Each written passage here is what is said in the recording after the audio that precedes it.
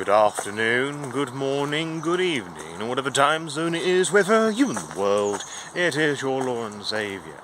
And fairly recently, as of the recording of this, sometime in the middle of October 2025, in the year of the Lord to tell us, there was a fairly large conversation on the Lord by Night Discord server regarding about the direction of World of Darkness as is so commonplace found on the Lord by Night Discord server, link in the description below.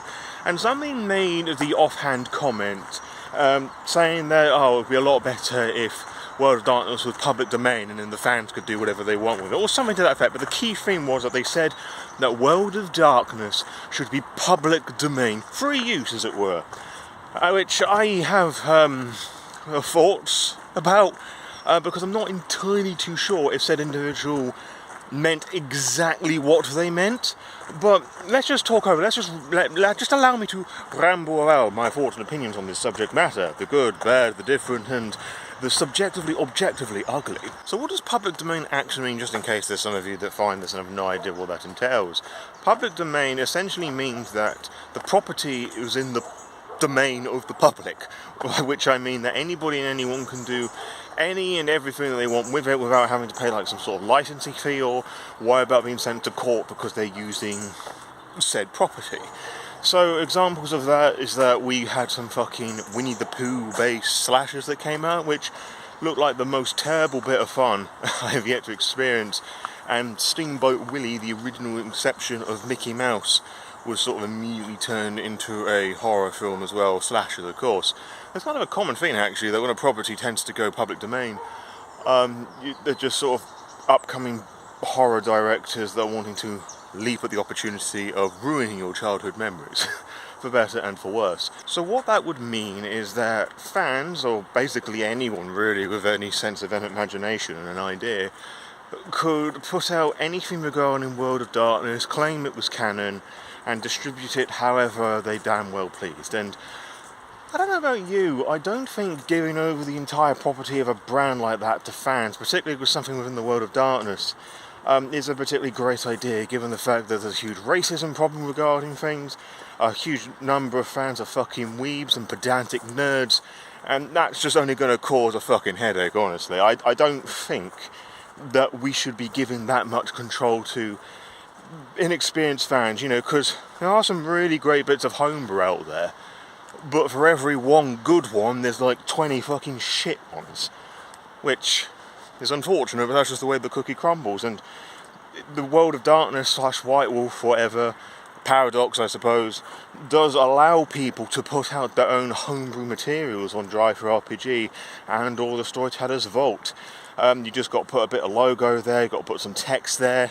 Unfortunately, you can't print things hardcover, which is really frustrating, because I would absolutely love to have some of my own homebrew, mainly soda rules for different World of Darkness properties, be able to physically hold it in my hand. And of course, you can go and like print your own personal copies if that's something you wanted to do, but you wouldn't be able to sell them. You can't sell like physical copies of your items, which is understandable, I suppose, but albeit a little frustrating. So fans are able to create their own materials if they want to, which, if that public domain comment was made without this knowledge, just goes to show how poor World of Darkness / Paradox / White Wolf are at communicating this bit of information towards people.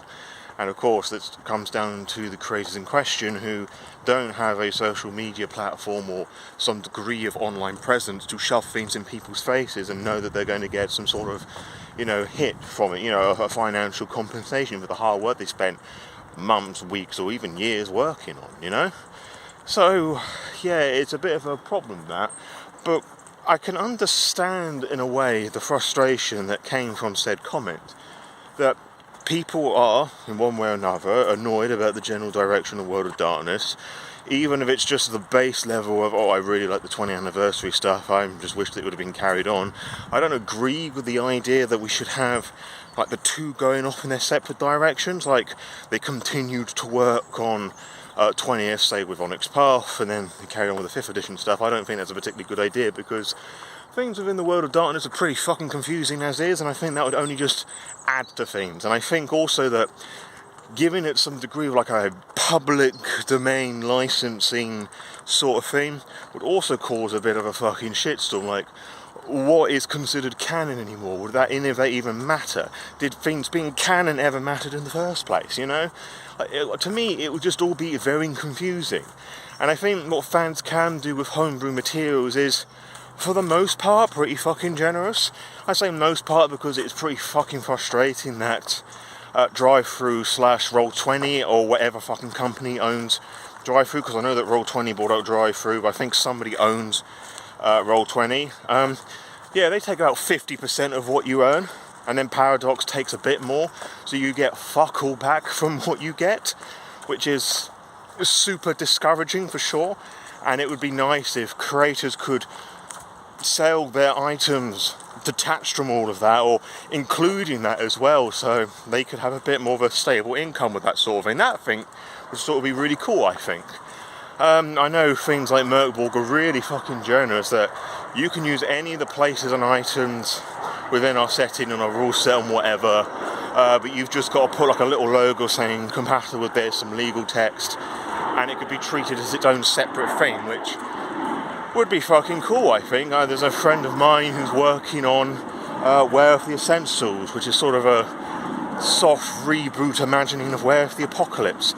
And as cool as all this shit is, and how a lot of work has gone into all of that to make it a far more accessible experience, I am somewhat concerned for them that the very second that's going to get fucking deployed, Paradox and or White Wolf are going to come down on them like a ton of fucking bricks and make their life fucking insufferable. By which I mean threaten with some sort of legal lawsuit or force them to take it down one way or another, you know?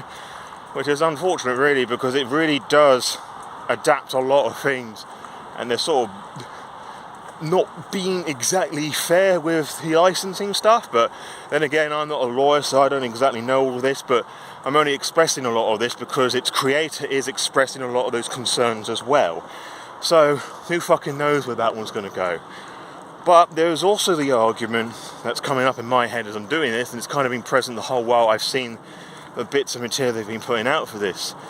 They could just make their own Werewolf game. They've got quite a lot of cool people working on that who are fans of Werewolf the Apocalypse. Some of them have actually written for Werewolf the Apocalypse. So maybe they could have just come together to write their own TTRPG and then go through the sort of hoops that they would need to do to actually make this a thing. You know, an actual game, whether you can hold in your hands the PDF only, come up with new rules and ideas and adapt and twist themes within the world of darkness so it becomes an original property, which to me is a lot more exciting than fans recreating, readapting the world of darkness over and over again, you know?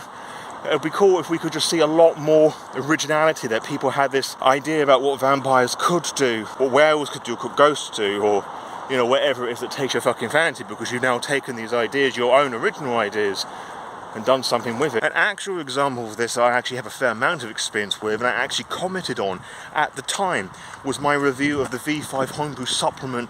I think it was called Lords of Endless Fear. It was Lords of Endless something. Anyway, the review of which is going to be on the card somewhere now, and that was co-written and definitely illustrated fully by one of the current 5th edition artists, Philippe Headley, who did quite a lot of the art for the 5th edition Werewolf the Apocalypse core book, which for that particular instance is actually one of the merits of that book, I feel. But going back to Lords, it puts a very interesting spin on twists on how to portray and roleplay elders within Vampire the Masquerade 5th edition. And it comes up with these different rules and systems and ideas and different ways they can harbour control and manipulate those around them. And it completely reworks the hunger system, or the humanity. It reworks something that's the humanity system, right? And it's all really cool stuff. But it feels so very out of place with Vampire the Masquerade that it feels very alien in comparison. And there was a new sect that went with it as well that was very philosophical, scientifically based, and that didn't mesh well with the themes of Vampire the Masquerade. And I just thought that was incredibly frustrating, that I could not see anybody fucking using this, just because it required an extra step process in the imagination process that really, when most people want to play Vampire Elders in 5th edition, or any edition really, they just want something that's the same but extended rather than a whole completely different way of thinking. That being said, there are many source books that throughout the years have talked about the Elder mindset within the world of darkness. And this homebrew did not feel like it belonged within the world of darkness, which ultimately, to me at least, is a rather significant flaw. And it would have been awesome that Philippe and his team, which, by the way, are part of a TTRPG company, could have just developed this into an idea. That they have this idea of elder vampires, and they just took a step back and thought, this doesn't fit within the world of darkness. This is a bit different and complex, perhaps. Let's go through the means of making this an actual game. Of elders trying to control people around them and what happens when they fail. That would have been badass. And those are just two good examples. What about all the fucking bad ones that are out there? How about the person who did a whole lot of predator types, one of which including the preference to drink period blood off of fucking Tampax? Is that something that we want to be considered as official material? No, I don't think so. So I don't think letting the fans, as inconsistently are with quality control, being able to do whatever they damn well please with the World of Darkness license is a good idea. But being able to use the storyteller system and the variants of that, I think would be far more beneficial to the public.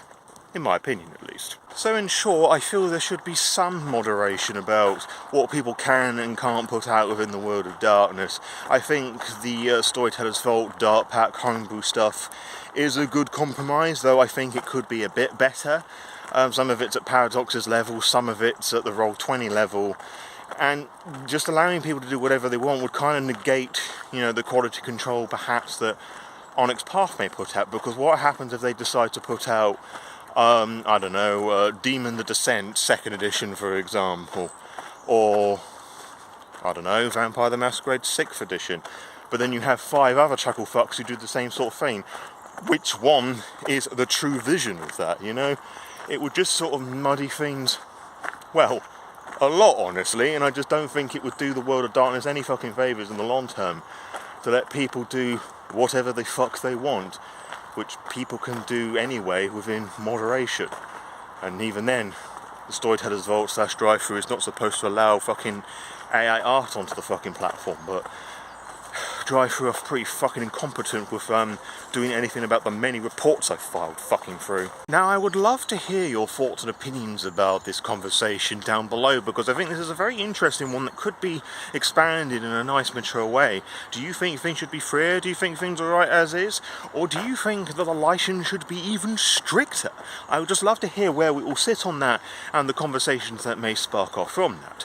Now, as I've mentioned already, you may not be aware, but I have done various World of Darkness themed homebrew.